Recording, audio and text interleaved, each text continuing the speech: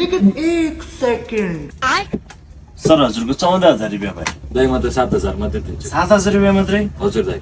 हजुरलाई मैले पछिल्लो 2 घण्टाबाट सामान दिइरहेको छु अनि हरेक चोटि मैले हजुरलाई भनेको पनि छु कि हाम्रोमा फिक्स प्राइस हो भन्दै प्राइस पनि बताइरहेको छु। 2 घण्टादेखि म हजुरको लागि खटेर यत्रो दुःख गरिरहेको छु अनि अहिले हजुर आएर 14,000 को सामानलाई 7,000 दिन्छु भन्नुहुन्छ सर। मलाई सब थाहा छ दाइ, यो जुत्ता कति फाइदा र नाफा आउँछ भनेर। फाइदाको कुरा भाइ। हजुर दाइ।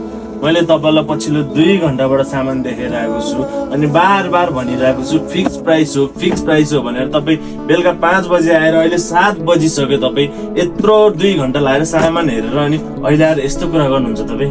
दाइ 7,000 दिए लाने न लादिनु। यो त फिक्स प्राइस हो नि सर, मिल्दैन सर। भयो छोडी दाइ न लादिनु। ओके हुन्छ। मलाई त यस्तो गर्नुभयो अरू पसलमा गएर चाहिँ यस्तो दुःख नदिनु होला है सर। हेर्नुहोस् आजकल मार्केटमा यस्तै खालको कस्टमरहरू मात्रै भेटिरहेको छ। उहाँहरू 2-3 घण्टा लगाएर सामान हेर्नुहुन्छ।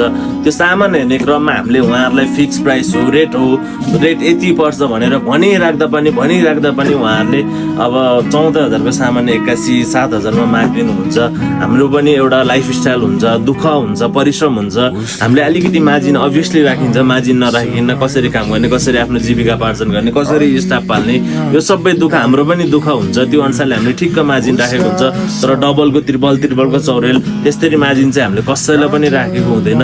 उहाँहरूले पनि हाम्रो यसरी दुःखसँग खेलबाड चाहिँ गर्नु हुँदैन। राम्रोसँग बुझेर राम्रोसँग गरेर ठिक्क अलिकति डिस्काउन्ट माग्ने हो।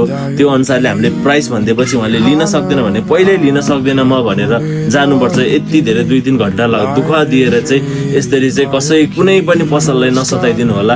हजुरहरूलाई लिन मन लाग्छ ठिक छ, लिन मन लाग्दैन जुन पसलमा ठिक लाग्छ त्यो अनुसारले हजुरलाई प्राइस जुन पसलमा मनपर्छ त्यही पसलमा गएर लिन सक्नुहुन्छ। तर यसरी चाहिँ दुःख नदिनु होला। सबैजना कस्टमरहरूलाई म यही आग्रह गर्न चाहन्छु कि पसलहरूको पनि आफ्नो दुःख हुन्छ, मर्म हुन्छ, त्यसलाई बुझेर त्यसलाई ध्यानमा राखेर सपिङ गरेर ठिक्क तरिकाले नेगोसिएबल गरेर सामान लगिदिनु होला। नमस्ते।